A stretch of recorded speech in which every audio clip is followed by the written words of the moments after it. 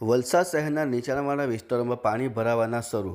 ઉપરવાસમાં પડી રહેલા ભારે વરસાદ પગલે વલસાડની ઔરંગા નદી ભયજનક સપાટીથી આગળ વધી રહી છે। ત્યારે શહેરના બંદર રોડ પરનો પિચિંગ પુલ પર ઔરંગાનું પાણી ફરી વળતા પિચિંગ પરનો માર્ગ બંધ કરવામાં આવ્યું છે। તંત્ર દ્વારા શહેરના નીચાણવાળા વિસ્તારોમાં રહેતા લોકોને સુરક્ષિત સ્થળે ખસેડવાની તજવીજ હાથ ધરાઈ છે। શહેરના કૈલાસ રોડ પરનો પુલ બંધ કરી લોકોને સુરક્ષિત રહેવા વહીવટી તંત્ર દ્વારા સાયરન વગાડી લોકોને એલર્ટ રહેવા સૂચનો કરાયા છે।